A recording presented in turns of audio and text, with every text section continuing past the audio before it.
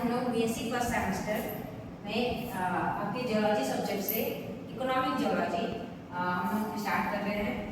तो समझिएगा क्या होता है इकोनॉमिक जियोलॉजी।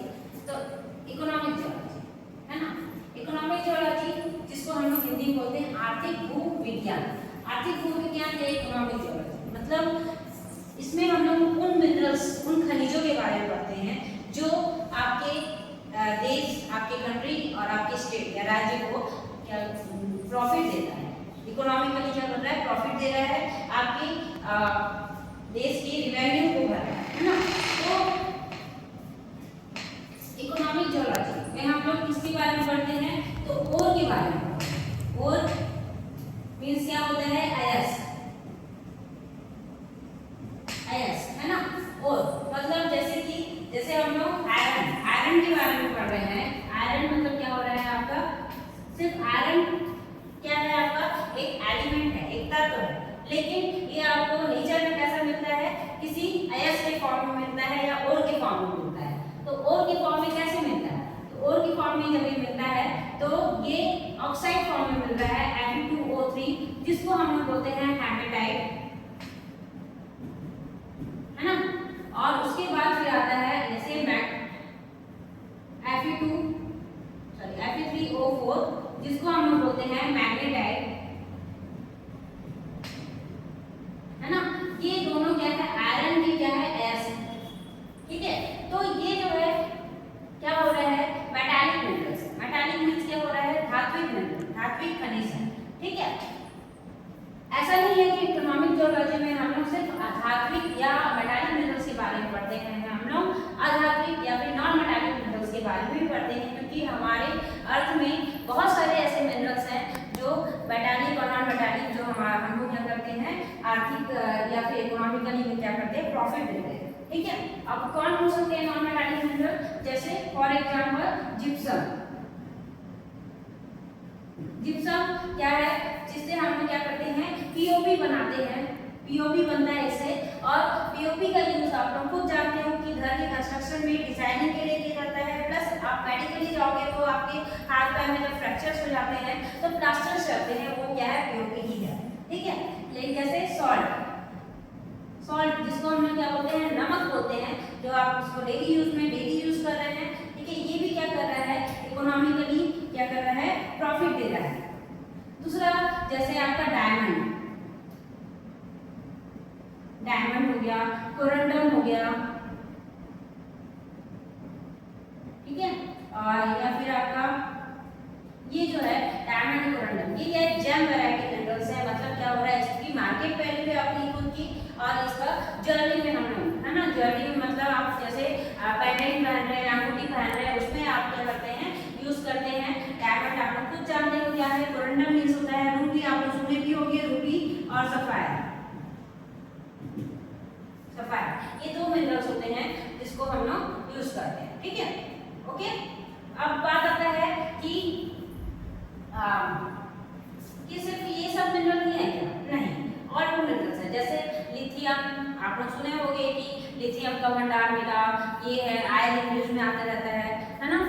जैसे गैलिना है, जैसे आपका कॉपर के भी मिनरल्स हैं, एल्यूमिनियम के भी मिनरल्स हैं, हर टाइप के ऐसे मिनरल्स, मतलब उनकी क्या है, और मिनरल्स। अब बात आता है कि जब हमको और जो मिनरल्स हैं वो किस फॉर्म में मिलते हैं, कैसे मिलते हैं। तो बात आता है कि जब हम मिनरल की बात करते हैं, मिनरल जिसको हम लोग खनिज भी बोलते हैं, वो मिनरल हमको दो टाइप में मिल रहा है मिनरल्स। तो एक होता है जिसको हम लोग बोलते हैं rock forming minerals,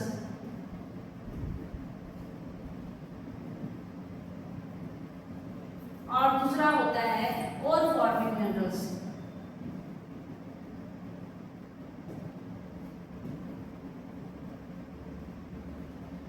rock forming minerals वो मिनरल्स होते हैं जो आपके अर्थ क्रस्ट में या अर्थ में जो रॉक्स में, चट्टानों में आपको मेजरली मिल रहे हैं। फॉर एग्जांपल जितने भी सिलिकेट मिनरल्स हैं, जैसे कि आपका क्वार्ट्ज हो गया,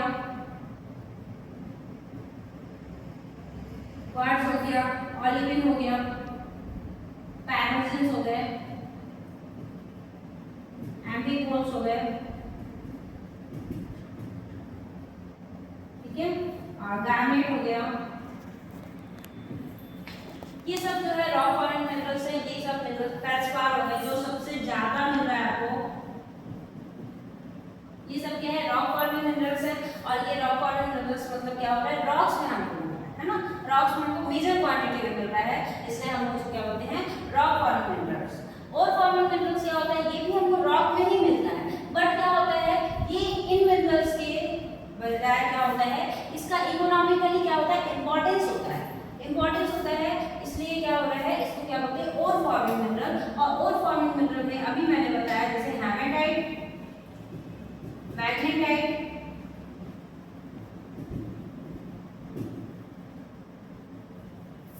एज़ुराइट, ओके, मेलाकाइट, गैलेना, ये सब मिनरल्स है। जैसे एज़ुराइट नया नाम आ गया, मेलाकाइट नया नाम आ गया, तो ये किसके मिनरल्स हैं, तो ये किसके मिनरल्स है कॉपर के, है ना। गैलेना किसका है बोलने से आपका लेड का है, ठीक है। तो ऐसे बहुत सारे मिनरल्स हैं जो हमको फाइनेंशियली क्या कर रहे हैं, हमारे देश को हमारे स्टेट को क्या कर रहे हैं प्रॉफिट दे रहे हैं, ठीक है। तो ये चीज हो गई, ओके। तो ये और फॉर्मिंग मिनरल और रॉक फॉर्मिंग मिनरल आपको कुछ समझ में आ गया होगा आई थिंक। इसके बाद हम देखते हैं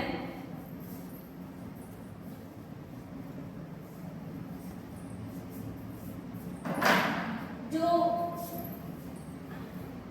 और फॉर्मिंग मिनरल है ना हमको किससे मिलता है, तो कैसे मिलता है बोलने से क्या हो रहा है कि और फॉर्मिंग मिनरल्स हमको किससे मिलता है और डिपॉजिट्स के फॉर्म में। और डिपॉजिट्स मतलब क्या हो रहा है कि एक प्रकार से रॉक ही है जो क्या हो रहा है कि किसी पर्टिकुलर चट्टानों में पर्टिकुलर रॉक्स में हमको पर्टिकुलर मिनरल मिल रहा है, उसका एक डिपॉजिशन मतलब क्या होता है जमाव, ठीक है। तो और का क्या होता है जमाव हो रहा है, तो उसको क्या बोलते हैं हम लोग और डिपॉजिट बोलते हैं, ठीक है। तो और डिपॉजिट, ठीक है, तो और डिपॉजिट में क्या हो रहा है हमको क्या चीज है, तो इसमें हमको क्या क्या मिलता है, पहला तो और मिनरल मिलेगा, दूसरा हमको गैंग मिनरल मिलेगा,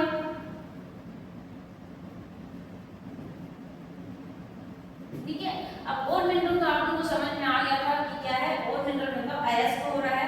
गैंग मिनरल यहाँ पर क्या होता है कि कभी भी जब हमको और डिपॉजिट्स में कोई मिनरल मिल रहा है, कभी भी और मिनरल जो आयस है वो सिर्फ जैसे गोल्ड का है या कॉपर का है या फिर आपको आयरन का है, तो वो सिर्फ वही नहीं मिलता, उसके साथ कोई दूसरा मिनरल एसोसिएटेड होता है, कोई दूसरा मिनरल आपको मिलता है जिसकी वैल्यू कम होती है, जिसकी वैल्यू क्या जो उस पर्टिकुलर ओर की क्वालिटी एंड क्वांटिटी को क्या करता है कम करता है, उसकी प्योरिटी को कम करता है ना। तो ऐसे मिनरल्स को क्या बोलते हैं हम लोग गैंग मिनरल। और गैंग मिनरल की इकोनॉमिकली क्या होती है कोई प्रॉफिट नहीं होता है, उसको अगर इम्पोर्टेंस है तो उसको देख लिया जाता है, लेकिन ऐसा में वो इस काम का नहीं होता। हम लोग क्या करते हैं उस पर्टिकुलर डिपॉजिट से और मिनरल को भी एक्सट्रैक्ट करते हैं, गैंग मिनरल को छोड़ देते हैं। हाँ, लेकिन कई बार क्या होता है कि और मिनरल जो है हमको और मिनरल और गैंग मिनरल में दोनों में क्या होता है हमको फर्क भी समझ में आना चाहिए।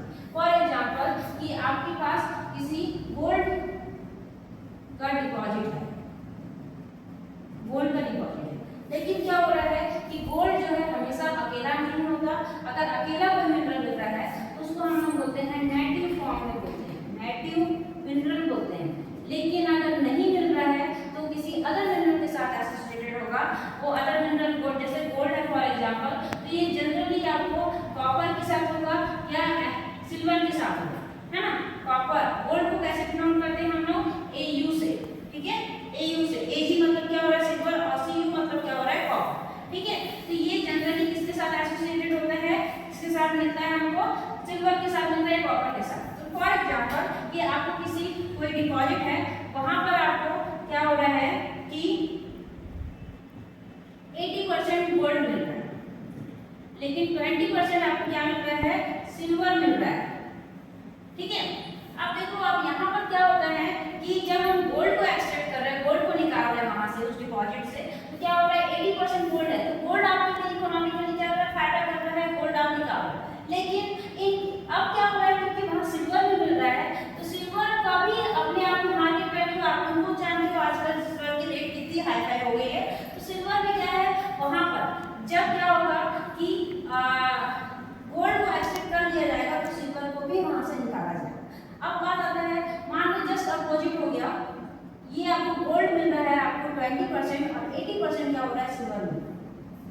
की वैल्यू के हिसाब से तो ठीक है, लेकिन जब पुराना जब सिल्वर की वैल्यू इतनी नहीं थी तब क्या करें?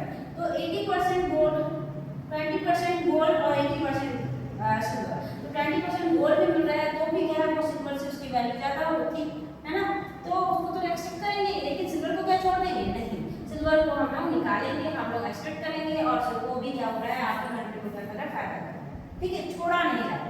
लेकिन बात ये नहीं है कि गैंग मिनरल सिर्फ सिल्वर कॉपर ऐसा नहीं, आपको गोल्ड के साथ हो सकता है आपको क्वार्ट्ज मिले, हो सकता है कैल्साइट मिले। तो ये जो मिनरल्स है ये क्या होते हैं, इसकी वैल्यू नहीं होती है, इसको छोड़ देगा, ठीक है। तो गैंग मिनरल और गोल्ड मिनरल आप लोगों को समझ में आ गया होगा आई थिंक, ठीक है। अब बात आता है कि और डिपॉजिट्स के टाइप क्या होते हैं, है ना। तो टाइप जो है वो अगर देखा जाए तो बेसिकली जो और डिपॉजिट होते हैं वो दो टाइप के होते हैं, जिसको मैं बेसिकली जो और डिपॉजिट्स हैं वो दो टाइप के होते हैं। एक होता है आपका सिंजेनेटिक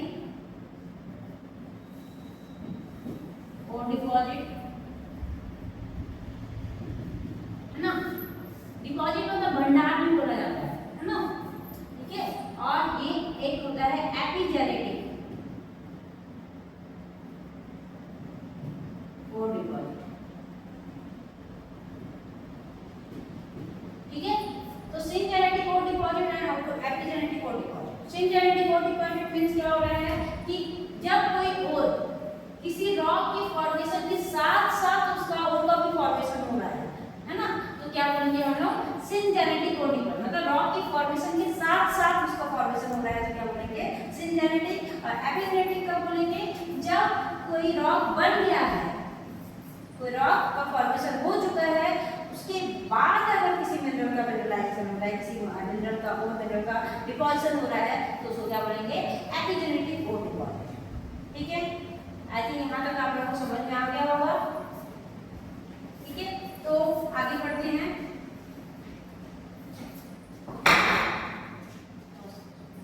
एक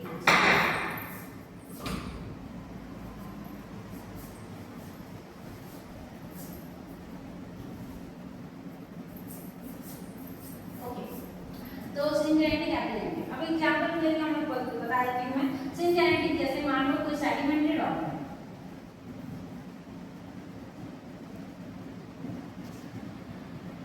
सेडिमेंट्री रॉक के साथ कोई मिनरल का मिनरलाइजेशन हो रहा है, फॉर एग्जांपल प्लेसर डिपॉजिट है, ये सब क्या होता है मैं बताऊंगी आगे। प्लेसर डिपॉजिट है ना, प्लेसर डिपॉजिट हो गया।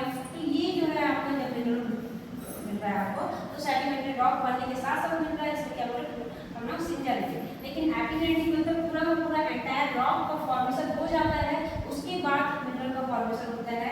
कैसे होता है, कोई मैग्नेटिक एक्टिविटी के कारण, कोई टेक्टोनिक एक्टिविटी के कारण, या फिर किसी भी प्रकार से जो हलचल होती है उसके कारण होती है, फॉल्टिंग हो गया है ना, ये सब टेक्टोनिक एक्टिविटी के अंदर आते हैं। तो इसमें जब उसके बाद जब फॉर्मेशन होता है जो एपिजेनेटिक होते हैं, फॉर एग्जांपल हाइड्रोथर्मल डिपॉजिट,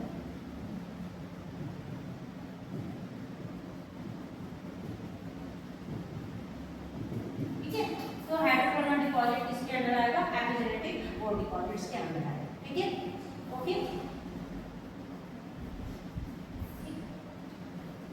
तो आगे बढ़े।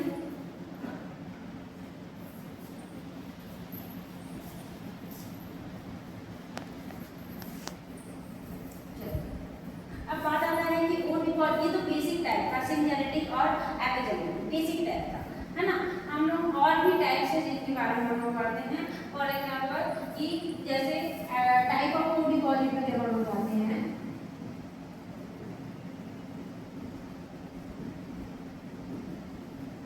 टाइप ऑफ और डिपॉजिट में जाते हैं तो हमको मैग्नेटिक और डिपॉजिट,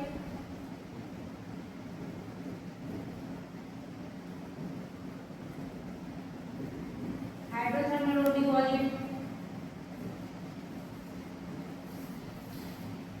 ठीक है, इवापोराइट्स, सेडिमेंट्री,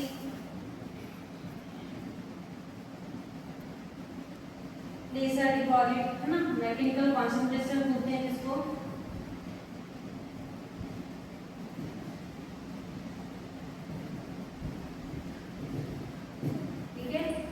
सुपरजीन इनरिचमेंट,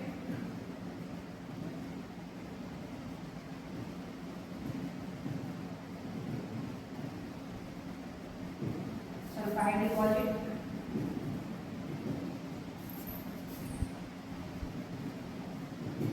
ठीक है, और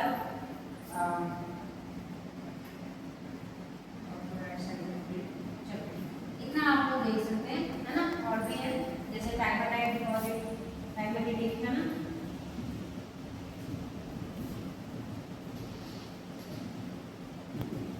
ठीक है, ओके। तो आज हम कुछ जैसे आप मैग्नेटिक कोर डिपॉजिट, ये आपका फुल मतलब आपका फुल आंसर में आपका बनता है। एंडरसन भी अपने आप के 10 मार्क्स में आपको पूछेगा, ठीक है। मैकेनिकल कॉन्सेंट्रेशन ये भी क्या है, इंपॉर्टेंट है, ये भी आपके एग्जाम में 10 मार्क्स में आता है, ठीक है। तो हम लोग आज ये सुपरजीन, ये भी आपको 10 मार्क्स है, ठीक है। ये बड़े बड़े हैं, इनको हम लोग स्पेशली पढ़ेंगे, एक अलग से क्लास लेंगे इसकी, ठीक है। अब बात आता है छोटे छोटे डिपॉजिट्स हैं, जैसे छोटे छोटे टॉपिक्स हैं, मतलब क्या होता है पैगमेटिक डिपॉजिट। सबसे पहले पैगमेटिक डिपॉजिट्स को देखते हैं। तो पैगमेटिक डिपॉजिट्स क्या होता है कि देखो क्या होता है, पहली बात तो हम लोग रॉक को समझते हैं पैगमेटिक डिपॉजिट में।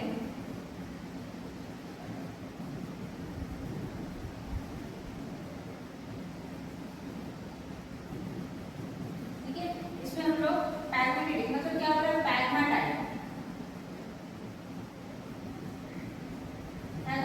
ये एक रॉक होता है, इग्नियस रॉक, जो कि very coarse grain igneous rock होता है। और क्या हो रहा है कि लेट क्रिस्टलाइजेशन के थ्रू बनता है। लेट क्रिस्टलाइजेशन मतलब आखिरी में बनेगा, ठीक है। जब आप लोग बोवेन रिएक्शन सीरीज एक सीरीज है, उसको पढ़ोगे तो ये थोड़ा सा समझ में आएगा आपको। तो इसमें क्या होता है, जो मिनरल्स के जो ग्रेन्स मतलब दाने है ना, वो क्या होते हैं, बहुत बड़े बड़े होते हैं, इसलिए क्या बोला हम लोग वेरी कोर्स ग्रेन। और पैगमेटाइट रॉक में कई बार हमको ऐसे मिनरल्स मिलते हैं जो बहुत क्या होते हैं, या तो रेयर है या तो क्या हो रहा है, इकोनॉमिकली इंपॉर्टेंट होते हैं। फॉर एग्जांपल पैगमेटाइट में जनरली हमको माइका मिलता है, माइका, माइका यहाँ माइका मतलब क्या होता है, तो माइका मीन्स क्या हो रहा है कि आप लोग जब रंगोली में अभ्रक glitters डालते हैं या फिर डेकोरेशन में आप लोग glitters डालते हैं, उसी को ही हम लोग क्या बोलते हैं, माइका बोलते हैं। पुराने टाइम में, अभी तो नया पैटर्न में आता है, पुराने टाइम में जो glitters मतलब अलग टाइप से बड़े बड़े दाने के आते थे, उसको ही हम लोग माइका बोलते हैं, ठीक है। तो वो माइका होता है, प्लस उस माइका का यूज कहाँ होता है, तो इलेक्ट्रिकल इंडस्ट्री में होता है, जिसको इंसुलेशन मतलब क्या हो रहा है, क्यों, क्योंकि ये क्या होता है, हीट का गुड कंडक्टर होता है, इसलिए यूज किया जाता है। जैसे एग्जांपल के लिए पुराने टाइम में हम जो प्रेस, जो आप लोग अभी तो हैवी प्रेस नहीं होते, लेकिन पुराने टाइम में हैवी इलेक्ट्रिकल प्रेस जो होते थे, जो बहुत ज़्यादा हैवी होते थे, उसमें देखेंगे कि उसमें एक कॉइल लगता था, वो कॉइल ही क्या होता था, माइका का होता था, ठीक है। तो माइका है ना, माइका, माइका मीन्स मस्कोवाइट है ना, मस्कोवाइट, मस्कोवाइट हमको पैगमेटाइट में मिलता है। ये इलेक्ट्रिकल उसका क्या होता है, गुड कंडक्टर होता है, ठीक है।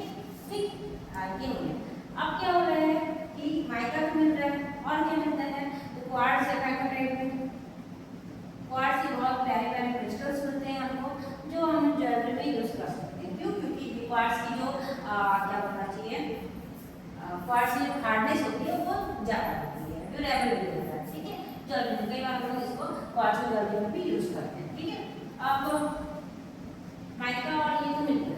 अब यहाँ पर माइका और क्वार्ट्ज तो है, फेल्सपार भी है, तो लेकिन फेल्सपार क्या हो रहा है, वो तो अलग चीज़ है, उसमें मतलब है नहीं, लेकिन फिर भी और क्या मिल सकता है, तो हमको बहुत सारे ऐसे मिनरल्स मिलते हैं, जैसे for example rare earth elements हो गए, या फिर आपको बैरिल हो गया, या फिर आपको टूरमैलिन हो गया, या फिर कोई ऐसी जेम वैरायटी मिनरल्स मिलते हैं, ठीक है, जो पैगमेटाइट में हमको मिल रहा है, ओके, ठीक है। तो याद रखना पैगमेटाइट डिपॉजिट क्या होता है, ठीक है। उसके बाद हम लोग थोड़ा सा देखते हैं इवापोराइट। इवापोराइट क्या होता है,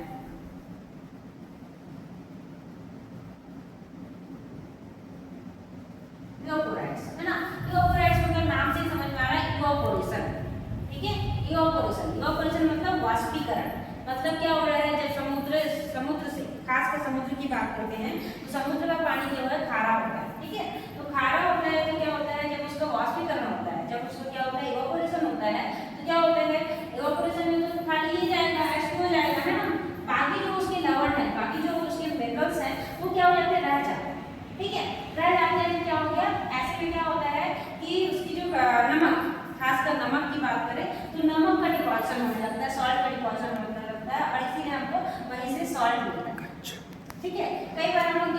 बात करें तो जिप्सम का भी क्या होता है, इवापोरेशन के थ्रू क्या होता है, डिपॉजिशन होता है जिप्सम, ठीक है, जिसका फॉर्मूला होता है।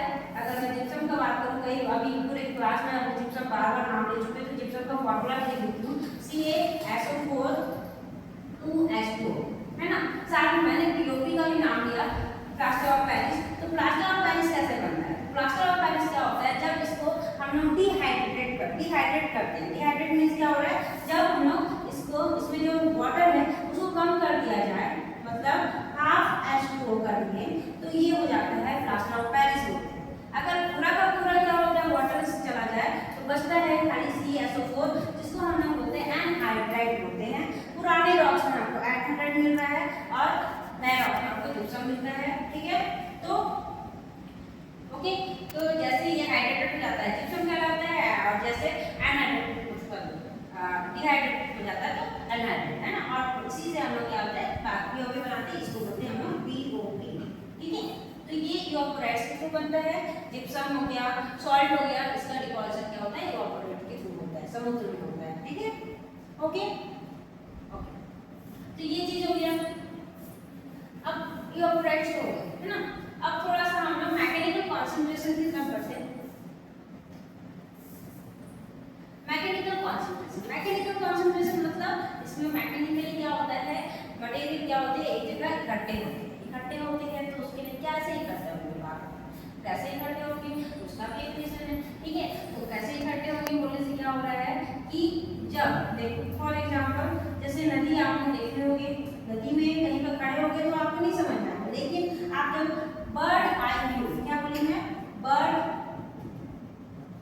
Eye view, bird eye view means क्या हो रहा है, जब आप किसी ऊंची बिल्डिंग से खड़े होकर देखते हैं, तो देखते हैं कि आपको सामने बहुत बड़ा एरिया कवर हो जाता है आपकी आंखों में, है ना। बहुत मतलब आप ज्यादा से ज्यादा चीजों को देख सकते हैं, ठीक है। तो उसको बोलते हैं बर्ड आई। लेकिन आप किसी एक जगह खड़े होकर, नीचे जगह खड़े होकर आप देखते हैं, तो आपको जितनी लिमिटेड चीजें जो आपके सामने है वही चीज दिखेगी, लेकिन आप जब ऊपर से देखते हैं तो आपको बहुत बड़ा एरिया कवर होता है। तो बर्ड आई व्यू मतलब क्या हो रहा है, हम ड्रोन से देख रहे हैं, या हेलीकॉप्टर से देख रहे हैं, या फिर एरोप्लेन से देख रहे हैं, या फिर सैटेलाइट से देख रहे हैं, ठीक है। तो हमको क्या होता है, उस पूरी नदी का रास्ता आपको दिखता है, उसका पाथ दिखता है ना। आप उसको क्या कर सकते हैं, पूरा फॉलो अप कर सकते हैं, उसके ओरिजिन से लेके उसके लास्ट एंडिंग। तो जब हम लोग रास्ते में देखते हैं, रिवर जब अपना उसको ओरिजिन होता है, जैसे मान लीजिए पहाड़ है, यहाँ से ओरिजिन हो रहा है, तो ये रास्ते में जैसे प्लेन में आती है, तो प्लेन में क्या होती है, ये ऐसे घूमने लगती है, सर्कुलर विसर्ग बोलते हैं जिसको, है ना। और ये विसर्ग जो है धीरे धीरे जैसे जैसे रिवर की एज होती है, मतलब मेच्योरिटी, मतलब जहाँ तक पहाड़ में चल रही है, जब तक वो ढलान में चल रही है, तो उसको यूथ स्टेज, युवा अवस्था में होती है। लेकिन जैसे वो प्लेन में पहुँचती है ना, मैदान में पहुँचती है, तो वो क्या होती है, मैच्योर स्टेज में होती है। और जैसे ही वो डेल्टा के पास पहुँचती है, तो उसको बोलते हैं ओल्ड स्टेज में आता है। तो जैसे वो प्लेन में पहुँचती है, तो क्या होता है, रिवर वो विसर्ग ऐसे रास्ता बनाती है, और ये रास्ता क्या होता है, आपको एक जगह खड़े होकर नहीं दिखेगा। लेकिन आप जब बर्ड आई व्यू से देखोगे, अभी आप सैटेलाइट में देखना, मतलब आप गूगल अर्थ में देखोगे किसी रिवर, इंद्रावती रिवर को ही, या फिर कोई किसी भी रिवर, किसी नाले को भी आप जब करोगे, तो आपको ऐसे आकृति मिलेगा। तो क्या होता है, जब नदी अपने साथ बहुत सारे सेडिमेंट्स को लाती है ना, अपने रास्ते में जो भी रहता है, आप देखोगे नदी में जहाँ मिलता है वहाँ पर आपको रेत मिलता है। तो वो रेत कहाँ से आता है, वहीं का नहीं है, वो क्या होता है कि उसके रास्ते में जो ये पहाड़ है, जो भी चीज़ें उसको काटते हुए आती है, और वो रेत की फॉर्म में, मतलब क्या होता है, बोल्डर्स कलेक्ट होते हैं, फिर धीरे धीरे रास्ते में चलते चलते उनका आकार छोटा होता जाता है और रेत की फॉर्म में होता है। तो जब रेत जो है ना, अब क्या हो रहा है कि मान लो नदी किसी ऐसी जगह से आ रही है जहाँ पर कोई पर्टिकुलर इकोनॉमिक मिनरल मिल रहा है, जैसे फॉर एग्जाम्पल कि नदी, अब मान लीजिए नदी आ रही है, अब इसके रास्ते में कोई पहाड़ पड़ा जिसमें आपको गोल्ड मिल रहा है ना। तो गोल्ड मिल रहा है, तो क्या होगा, यहाँ तक तो आपको गोल्ड नहीं मिलेगा, लेकिन क्या हो रहा है, इधर जब आएगी तो क्या हो रहा है, उस नदी में आपको गोल्ड के कण मिल रहे हैं, है ना, सोने के कण मिलते हैं, बोलते हैं ना कहीं ना कहीं। तो वो चीज़ हमको मिलता है, कैसे मिलता है, नदी की रेत में मिल रहा है। तो क्या कर रहे हैं हम लोग, जब अब क्या हो रहा है, मैकेनिकल कंसंट्रेशन मतलब हम लोग बोलते हैं सीधा सीधा, अगर बोलो सिंपल लैंग्वेज में, प्रेशर डिपॉजिट बोलते हैं। तो नदी अपने साथ आ रही है ना, तो जब विसर्ग बनाती है इसके बाहर साइड, ये जो बाहर दिख रहा है आपको, वहां पर क्या होता है, वहां पर तो जमा नहीं होगा, लेकिन ये अंदर वाला जो एरिया है यहाँ पर क्या होता है, चीजें इकट्ठे होने लगती हैं, ठीक है। और यहाँ पर आपको कई बार सोने के कण मिलने लगते हैं, है ना, ठीक है। या फिर कोई भी दूसरा मिनरल भी हो, जरूरी नहीं है वही सोने होगा, है ना, दूसरा भी हो सकता है, ठीक है। इम्पॉर्टेंट मिनरल होता है, तो ये इस जगह में हमें मिलता है। तो मतलब क्या हो रहा है, एक प्रकार से मैकेनिकली, मतलब इसमें केमिकली कोई रोल नहीं है, इसमें मैकेनिकली क्या हो रहा है, वो चीज कॉन्सेंट्रेट हो रहा है, ठीक है। तो ये चीज हुआ। अब सिर्फ रिवर की बात नहीं है, रिवर में भी ऐसा हो, ये जरूरी नहीं है। आपको कहाँ मिलेगा, ओशन बीच में भी आपको मैकेनिकल, जैसे ओशन बीच का बात करें, ओशन मतलब समुद्री किनारा, समुद्री किनारे में क्या होता है। अब सबसे बेस्ट एग्जांपल, आप पूरे इंडिया में जब ऐसे जा रहे हो, ये जो किनारा है गुजरात से लेके आपका वेस्ट बंगाल तक, ये समुद्री किनारा है। और इस पूरे समुद्री किनारे में हमको क्या मिल रहा है, मोस्ट इंपॉर्टेंट मिनरल मिल रहा है थोरियम, जिसका मैक्सिमम कॉन्सेंट्रेशन केरला के पास है, ठीक है। तो थोरियम जो है ये बहुत इंपॉर्टेंट मिनरल है। कैसे इंपॉर्टेंट मिनरल है, क्योंकि रेडियो एक्टिव मिनरल है, पहला चीज है ना, ये रेडियो थोरियम आप सुने होंगे, थोरियम मिल रहा है। तो ये कैसे मिल रहा है, ये क्या हो रहा है, जो बीच में जब वेव्स आगे जाती है फिर नीचे जाती है, तो ऐसे क्या होता है, उससे इकट्ठा होने लगता है ना, और बहुत बड़ा डिपॉजिट बन रहा है हमारे पास थोरियम का, बहुत बड़ा रिजर्व है। रिजर्व मतलब भंडार है ना, लेकिन अभी हम इसको यूज नहीं कर रहे, ये फ्यूचर के लिए रखा है, ठीक है ना। तो हमारे पास इतना है कि हम लोग बाकी लोगों को खरीद सकते हैं, खैर वो बहुत अच्छी बात है। तो ये चीज होता है ना, थोरियम का डिपॉजिट हमारे पास है, ठीक है।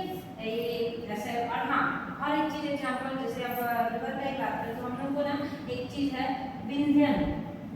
विंध्याचल एक पर्वत होता है, या विंध्यन पर्वत होते हैं, विंध्यन है ना। विंध्यन में हम लोग जाएंगे तो हमको क्या होता है, उस पूरे रॉक से नीचे, मतलब पूरे रॉक से बीच बीच में हमको क्या मिलता है, कॉन्ग्लोमरेट मिल रहा है।